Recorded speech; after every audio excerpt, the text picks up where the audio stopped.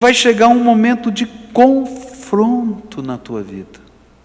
Eu não estou falando só de morte, ainda que a morte seja uma realidade que eu não posso afastar da vida, mas Deus às vezes intervém na nossa vida e diz: olha, nesse assunto que eu estou te dando uma oportunidade, 2, 3, 5, 10, e você sabe qual é o assunto, Deus está falando com você. O tempo da minha paciência e da minha oportunidade está acabando. Estrangeiros sugam a sua força, mas ele não o percebe. Seu cabelo vai ficando grisalho, mas ele nem repara nisso. O terceiro lamento de Deus é ilustrado na figura de alguém que está envelhecendo e não consegue perceber que está envelhecendo. É interessante, eu tenho um amigo que ele diz assim: mulher nunca envelhece. À medida que o tempo vai passando, ela vai ficando loira.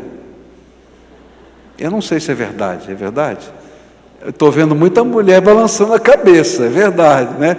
Não dá, tem umas que vão ficando cabelinho pretinho também, não é só loira não, né? Gente, é interessante isso, como a gente lida com as marcas do tempo na nossa vida. Eu estava vendo umas fotos hoje, é horrível ver foto, fala a verdade, né? Porque, bom, minha mulher diz assim: você melhorou, viu, bem? Porque você era muito gordo, né? E então eu estava olhando umas fotos que eu estava bem gordo, né? Então assim, nossa, né? Que coisa estranha, tal. E quando a gente vê foto antiga é muito engraçado. Nossa, eu acho o máximo. Mulher dos anos 60, você já viu o cabelo das mulheres dos anos 60? Eu não sei o que elas faziam, mas o cabelo ficava dessa altura assim. Elas iam no cabeleireiro, não é verdade? Ficava um bichão, eu não entendo até hoje, devia botar bombril lá dentro para ficar, né? Botava bombril? Não, lá tem uma cabeleireira dizendo que não botava não, mas alguma coisa tinha, não é possível, como é que faz? E a gente fica olhando aquelas coisas todas, mas o interessante é que a gente não quer se perceber que o tempo está passando na nossa vida. A velhice é um negócio estranho, eu que o diga, que ela vai chegando. E à medida em que o tempo vai passando sobre nós e vai deixando marcas, cada uma das marcas estão declarando que a cada dia, quer você queira aceitar isso ou não, o meu tempo e o seu tempo está terminando. Pastor, é ruim, hein? É mesmo. É como se a gente tivesse num carro e o marcador de gasolina tivesse baixando o ponteiro, descendo.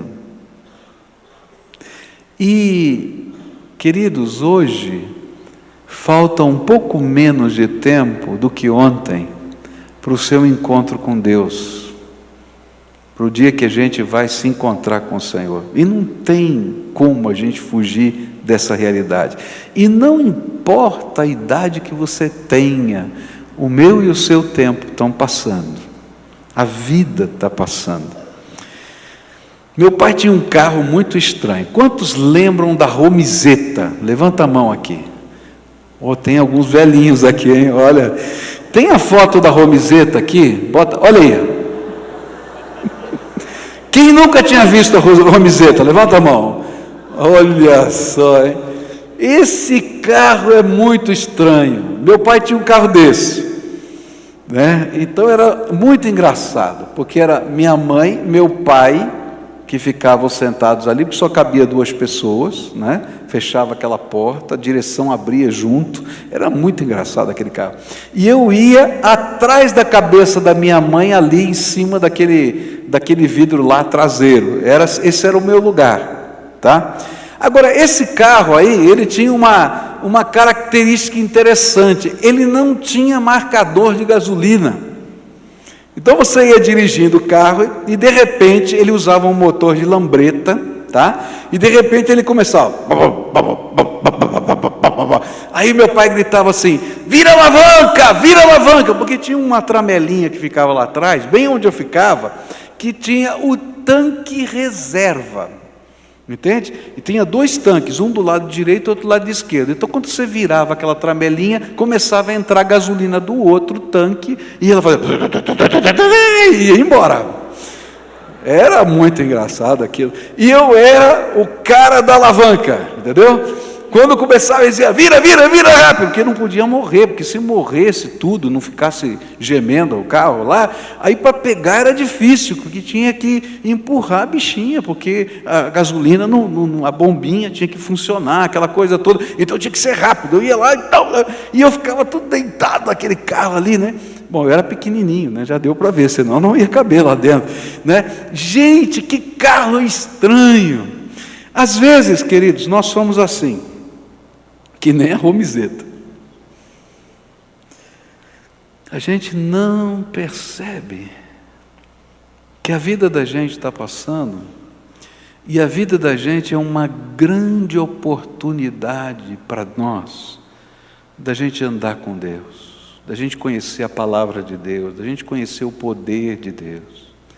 E aí Deus, na sua misericórdia, porque a gente não enxerga, porque a gente não vê, porque a gente não percebe, Ele permite uns pipocos, que nem a Romizeta. Você está aqui, está para lá, e você dá umas trombadas com a vida.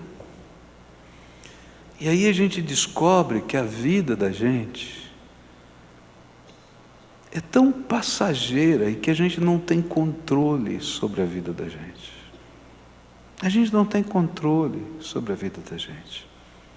Tem um irmão que está aqui hoje que me contou esse fato, que um dia ele estava indo para passar, se não me engano, uma das festas de fim de ano, e ele sentiu um calor bater no seu peito, e ele botou a mão assim, e quando ele abriu a mão, era um projétil, uma bala perdida, que não teve força para entrar no peito dele. E aí então ele encostou o carro no meio-fio, né? E disse: o que é a vida da gente? Eu estou aqui indo para a casa do meu sogro, e de repente um projétil bateu no meu peito, e eu não sou dono nem dos minutos da minha vida. Você já parou para pensar? A gente não é dono de nada, nem da vida da gente. E às vezes a gente vive uma vida imaginando que a gente é dono da gente, é dono do nosso nariz, que a gente pode fazer o que quiser, do jeito que a gente quiser, da maneira que a gente quiser, porque afinal de contas eu sou dono do meu nariz. E aí Deus olha do céu e diz assim: que pena que ele não percebe, que pena que ele não percebe que o tempo da graça na vida dele está terminando, que o tempo da oportunidade de Deus está passando. Alguns anos atrás eu fiquei bastante enfermo, fiquei uns 2 ou 3 meses afastado aqui da igreja, por causa de uma enfermidade, e peguei uma bactéria, uma infecção que migrou para o meu sangue, e eu me lembro que eu me senti muito mal com isso. Eu me lembro de uma manhã que eu estava me sentindo muito, mas muito mal, e a Cleusa teve que sair, e quando ela saiu, eu me despedi dela, falei: tchau, né? Eu não sei se eu vou estar aqui quando você voltar. Dei um beijo nos meus filhos e tal. É coisa de italiano, melodramático assim, tá? Mas é verdade, era como eu estava me sentindo. Eu não sabia o que ia acontecer. Queridos, a gente não sabe o que vai acontecer todos os dias. E Deus às vezes olha para a nossa vida, para a nossa arrogância, de imaginar que a gente é dono do mundo, que a gente pode fazer todas as coisas, e que não se apercebe que o tempo da misericórdia está acabando. E era justamente isso que o profeta Oséias estava falando: Deus está avisando que o tempo da misericórdia está acabando e que vai chegar o momento em que Ele vai julgar a iniquidade do seu povo. E o que ia acontecer era que a Assíria ia invadir aquele lugar e que eles iam perder a possibilidade de ser povo de Deus.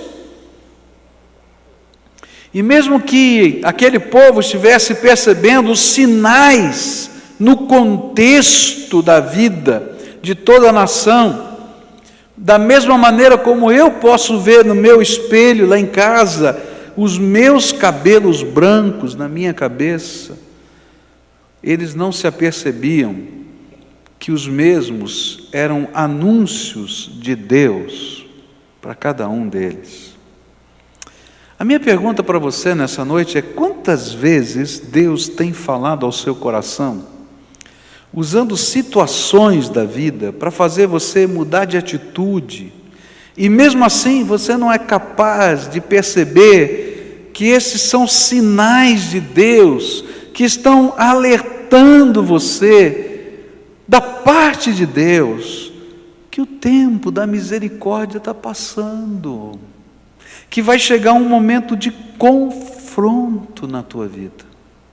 Eu não estou falando só de morte, ainda que a morte seja uma realidade que eu não posso afastar da vida, mas Deus às vezes intervém na nossa vida e diz: olha, nesse assunto que eu estou te dando uma oportunidade, 2, 3, 5, 10, e você sabe qual é o assunto, Deus está falando com você. O tempo da minha paciência e da minha oportunidade está acabando. E você vai percebendo. Mas você faz de conta que não é com você esse assunto. E que você pode enrolar Deus com as suas orações que parecem piedosas, mas que na verdade não tem piedade nenhuma, porque a verdadeira piedade é um coração quebrantado e contrito, é um coração arrependido que Deus possa tocar com a sua graça. O que o profeta estava dizendo é: Deus lamenta, porque você não enxerga, você não é capaz de ver que o seu tempo de misericórdia está passando. A palavra de Deus vai dizer no verso 10 do nosso texto: a arrogância de Israel testifica contra ele, mas apesar de tudo isso, ele não se volta para o Senhor, para o seu Deus, e não o busca. Gente, o que a palavra de Deus está dizendo é que toda vez que você está lutando com Deus, e Deus está te dando mais uma oportunidade, mais uma oportunidade, mais uma oportunidade, você se torna arrogante diante de Deus. E queridos, às vezes vem uma trombada da vida, vem uma confusão tremenda. E quando ela vem, não é porque Deus é mau, porque Ele quer punir você, é porque Ele sabe que o tempo da vida está passando. E se esse sinal tão intenso você não for capaz de perceber hoje, quando você vai perceber?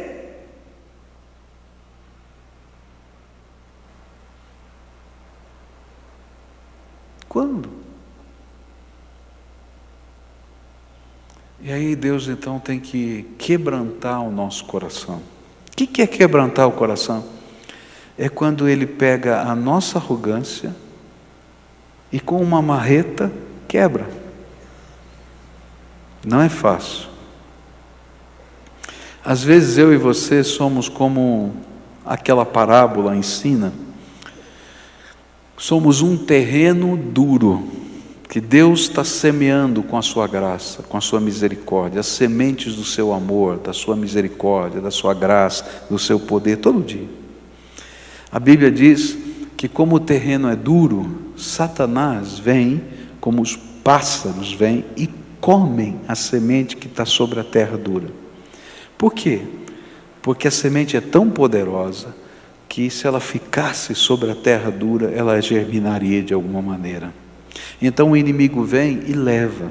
Você é tocado pelo Espírito Santo de Deus, você é mexido pelo poder de Deus, E se você é um coração duro, você vai se levantar daqui sem nem tomar nenhuma atitude. Quando você sair por aquela porta, Satanás vai levar da sua mente essa semente, para não sobrar nada, vai encher você com tantas outras coisas, que não tem lugar para essa semente ficar no teu coração. Porque se essa semente ficar no teu coração, ela vai germinar. Só que Deus vai lançando a semente uma vez, 2, 3, 5, 10, 20, 500, só você sabe quantas vezes Deus fez isso com você. E aí então Deus toma uma atitude que qualquer bom lavrador toma. O que a gente faz quando tem uma terra muito dura e a gente quer semear nela? A gente passa o arado. O que é passar o arado? Lembra do arado? São umas lâminas que entram na terra, mais ou menos, um palmo mais ou menos, não é mais do que isso, tá? Sulcam a terra e reviram a terra. E queridos, o que a palavra de Deus está dizendo é que esse povo não percebe que eu estou passando o meu arado sobre eles, e que a terra está sendo revirada, para eu poder lançar a boa semente.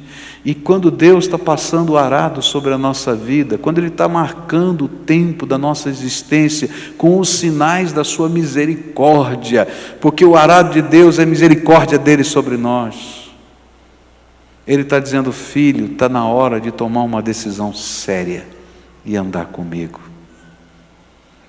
Eu não sei se a tua romizeta está pipocando, mas o que a palavra de Deus está dizendo: toma cuidado, porque você já entrou na reserva. Toma cuidado, o tempo está caminhando. Enxergue que você está se enfraquecendo e que o tempo da paciência de Deus está passando.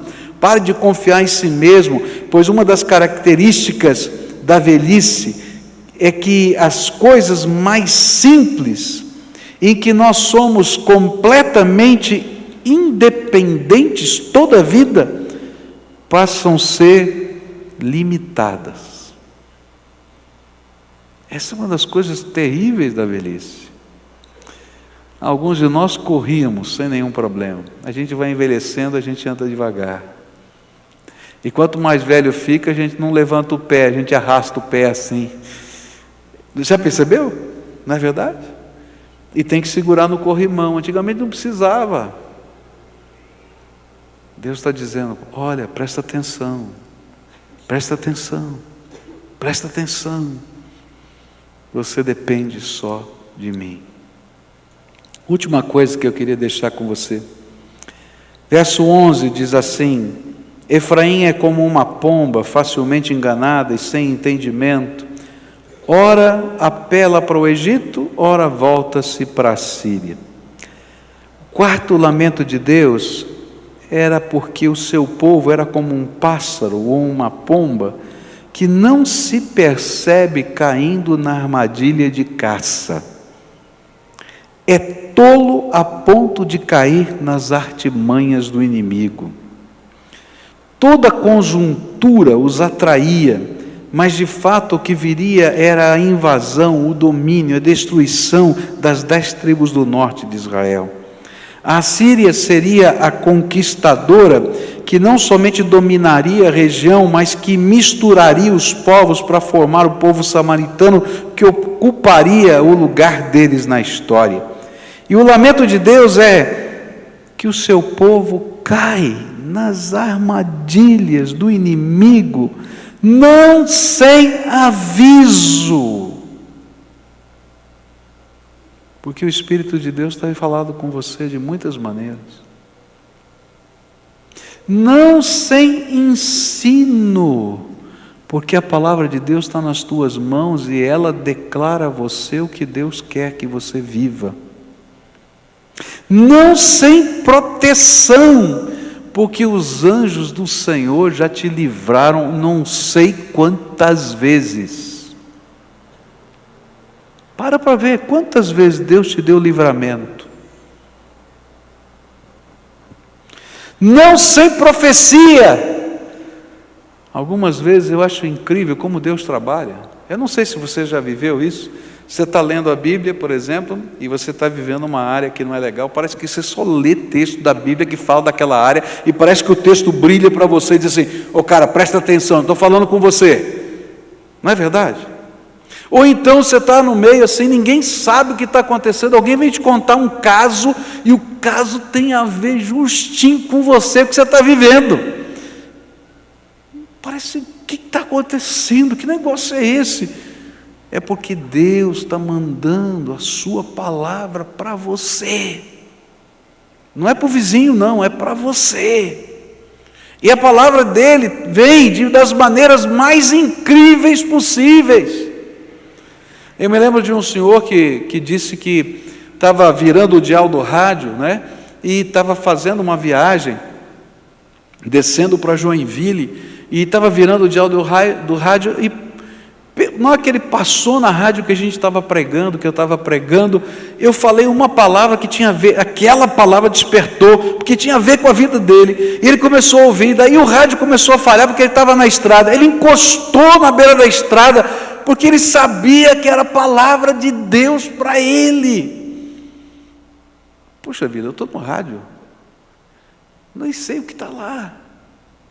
Mas Deus sabia que aquela pessoa precisava ouvir aquela palavra naquela hora, e fez ele mexer o dial do rádio naquele instante, naquele segundo.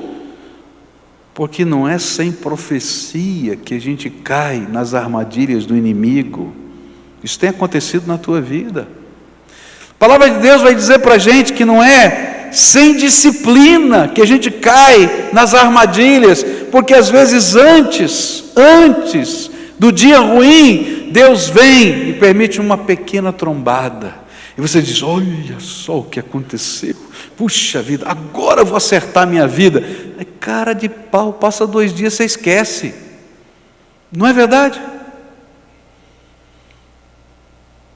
Só que a gente não se percebe que as armadilhas estão sendo montadas pelo inimigo, e que às vezes nós fomos libertos de maneira milagrosa, por causa da bondade de Deus, dessas situações que poderiam ser terríveis. Mas um dia, a gente cai, porque a gente escolheu cair. E aí Deus começa a se lamentar lá do céu e diz assim: eles não estão percebendo. Eu tenho colocado a minha misericórdia 1 vez, 2, 3, 5, 10. O tempo acabou. O tempo acabou.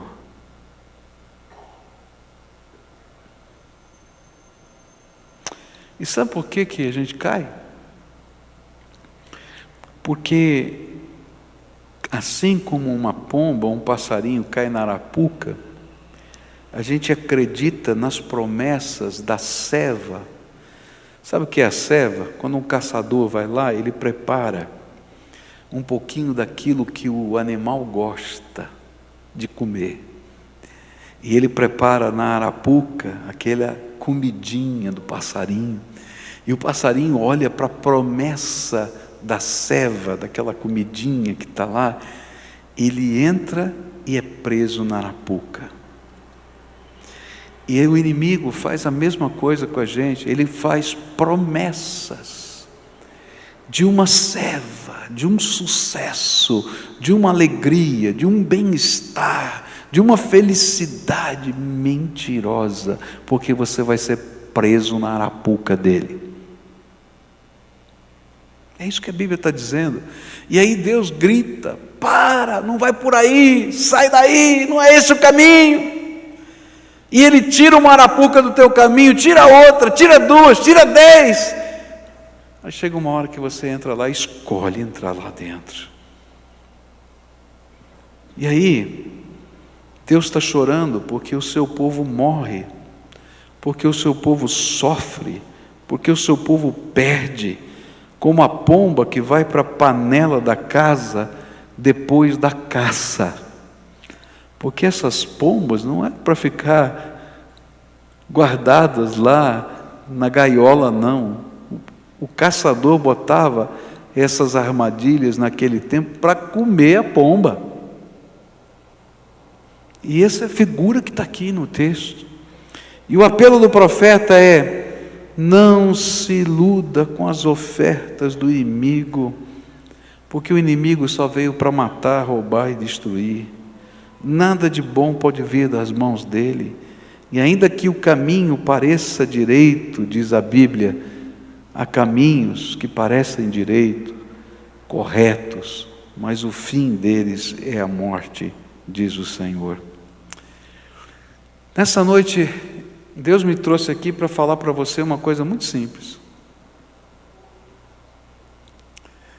Na verdade, duas.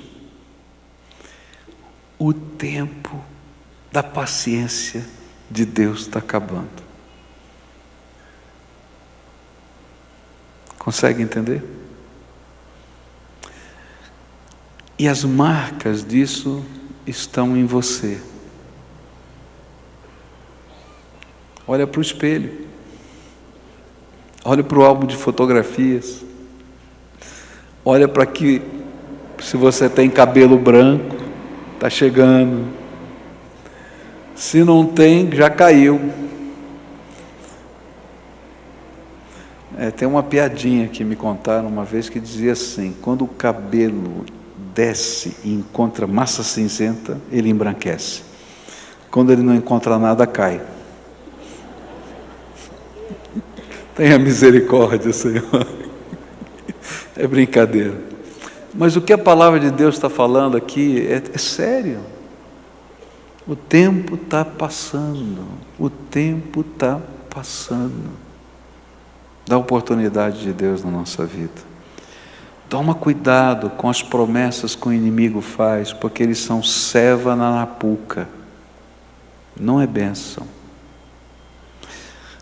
E o que a gente tem que fazer então? O que Deus esperava daquela nação? Sabe o que traria alegria ao coração de Deus? Se houvesse arrependimento no coração daquele povo. Dizer: Deus, chega de brigar com o Senhor. Chega de tentar viver do meu jeito. Eu quero aprender a viver do teu jeito. Me ensina a viver do teu jeito.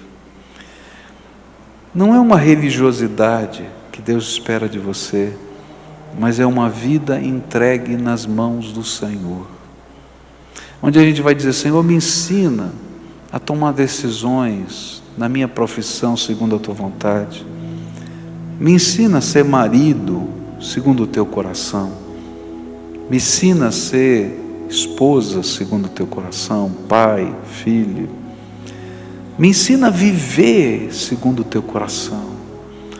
Me ensina a colocar o Senhor e a Tua Palavra em primeiro lugar na minha vida. E queridos, esse não é um ato, é um processo. A gente vai dar o primeiro passo, que é arrependimento. Onde a gente reconhece diante de Deus, que Deus, através da Sua Palavra profética, está falando no nosso coração e Ele está falando a verdade. E que a pessoa que é alvo dessa palavra profética sou eu. E então eu me rendo ao Senhor e digo: tá bom, Senhor, não vai ser mais do meu jeito, vai ser do teu jeito, me ensina. E aí a gente abre espaço na vida para a palavra de Deus mudar os nossos valores, os nossos gestos, as nossas palavras, os nossos acordos, os nossos negócios. O que Deus queria e aquele povo cancelasse o acordo com a Síria, porque ele sabia o final da história, e que eles tivessem coragem de crer na bênção do Senhor, apesar de não ter um acordo com a Síria. O que Deus queria é que aquela religiosidade das festas, porque essa era a religiosidade daquele tempo, das festas religiosas, fosse trocada pela religiosidade ou por uma fé que todo dia Deus pudesse festejar dentro do coração da gente a sua verdade.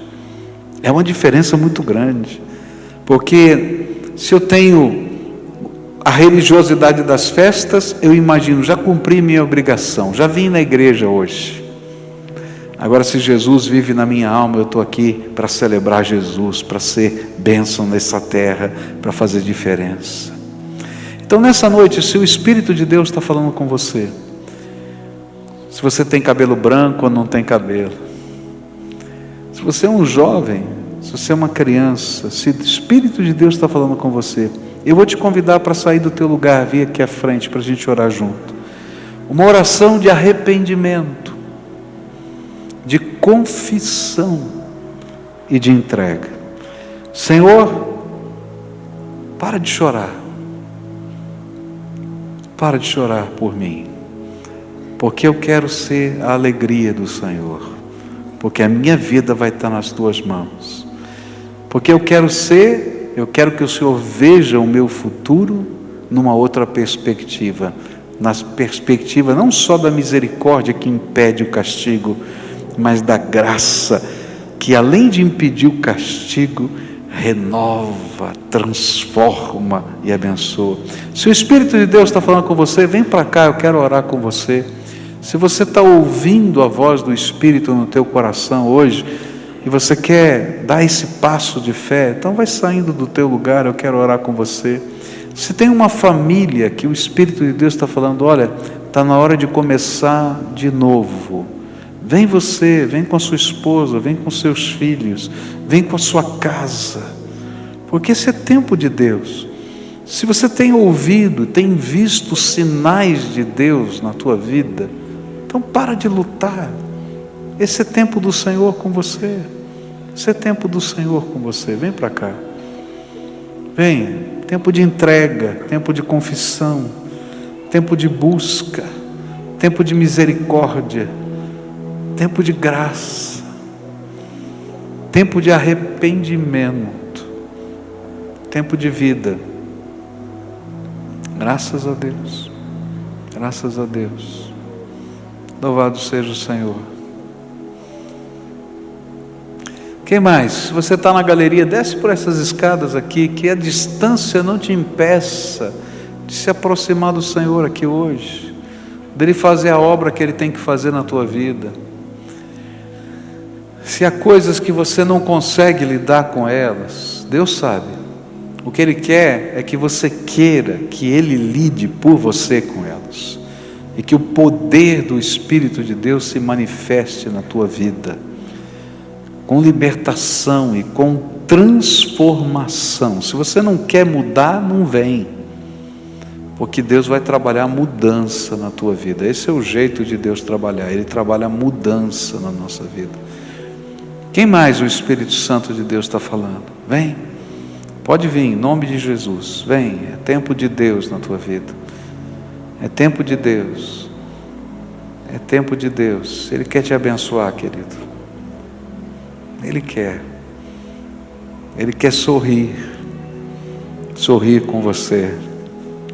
Vou pedir para os pastores que estão aqui, virem aqui, os líderes todos que estão aqui, para chegarem aqui perto, para abraçarem essas pessoas. A gente vai orar juntos aqui. E às vezes há coisas tão profundas que a gente precisa de uma intercessão pessoal, não é? Então, você é líder de célula, diácono da igreja, homem de oração, mulher de oração, vem aqui para frente agora, vem aqui só para abraçar alguém. Agora você só abraça, tá? Depois eu vou orientar como você vai fazer, porque esse é tempo de Deus na vida de cada uma das pessoas. E você vem aqui para frente, porque depois a gente vai orientar como é que vocês vão orar juntos e vão caminhar juntos. Podem vir, em nome de Jesus. Quero orar com você, tá? Primeira oração, só você pode fazer. É oração de confissão e de entrega. O que é que te trouxe aqui para frente? O que é que o Espírito Santo de Deus falou? Agora, eu vou te dar uma dica. Não entrega só um fato da tua vida, porque Deus quer tomar toda a tua vida nas mãos dEle para você ser de fato abençoado. Então fala desse fato para Deus, mas depois faz uma rendição incondicional. Diz: Jesus, está aqui a minha vida toda, e eu estou colocando nas tuas mãos. Pede perdão pelos pecados que estão machucando o teu coração e entristecendo a Deus. Mas deixa Deus escrever uma nova história e diz para Deus: eu quero que o Senhor assuma o controle da minha vida, do jeito que o Senhor quiser, da maneira que o Senhor quiser. Família, negócios, o que for, relacionamentos, estilos de vida, palavras, gestos, o que for. Agora eu quero orar por você. Senhor Jesus, cada um dos filhinhos do Senhor que estão aqui, eu sei que são amados do Senhor. E quando o Senhor olha desde o céu para eles, olha com amor e misericórdia. E é o teu amor, a tua misericórdia e a tua graça que nos constrange. E foi o teu Espírito que trouxe esses teus filhinhos até aqui agora. E por causa da tua palavra, eles se ajoelharam na tua presença, se colocaram rendidos no teu altar, reconhecendo que são pecadores, falhos, que as misericórdias do Senhor têm se renovado na vida deles, mas que o tempo está passando, e eles não querem, Senhor, que o tempo passe, sem que a tua graça se derrame sobre eles. E nessa hora, Pai, eu quero te pedir, que o sangue de Jesus, o Filho do Deus vivo, purifique de todo o pecado, e que nessa hora, haja um testemunho do Espírito Santo no coração de cada um deles: filho, filha, te lavei, te purifiquei e te santifiquei, e agora te selo com o selo do meu Espírito, e estou escrevendo na tua testa propriedade exclusiva de Jesus Cristo Senhor. Que nessa hora, todo o poder das trevas que anda circundando essas vidas, seja repreendido em nome de Jesus. Que toda arapuca de Satanás seja desmontada em nome de Jesus. E que haja, Senhor, uma iluminação na mente, de tal maneira que esses teus filhos possam enxergar a astúcia do maligno. E aquilo que parecia, Senhor, ser uma grande vantagem, que eles possam enxergar como de fato é, como o Senhor vê, pela iluminação do teu Espírito. E nessa hora eu quero te pedir, Senhor, que haja restauração. Alguns estão quebrados, estão machucados, estão doídos. E eu quero te pedir, Senhor, toma nas tuas mãos como uma ovelhinha machucada, põe no teu ombro, carrega no teu colo, e que os atos do teu amor sobre essas vidas se transformem em restauração espiritual, física, emocional, transformação do Senhor. Há maridos e esposas, há uma senhora grávida que o marido está colocando a mão sobre a barriga. Eu quero te pedir, Senhor, que essa casa seja bendita do Senhor, que essa criança seja cheia do teu Espírito desde o ventre da mamãe. Quero te pedir que a bênção do Senhor se espalhe, Senhor, aqui, e que esses teus filhos sejam santificados e abençoados pelo teu Espírito. É aquilo que eu oro em nome de Jesus. Amém.